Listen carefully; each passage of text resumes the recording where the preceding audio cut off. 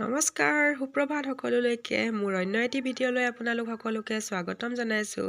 আজি পুৱাই আকৌ কচু শাক খাবলৈ মন গ'লেইতো নহ'ব, কচু বিচাৰিব লাগিব। সেয়ে কচু বিচাৰি পাছফালৰ বাৰীলৈ বুলি ওলালোঁ। গৈ দেখোঁ কেইডালমানহে চোন কচু আছে, তাকে বুটলি আনি ভাজিলোঁ।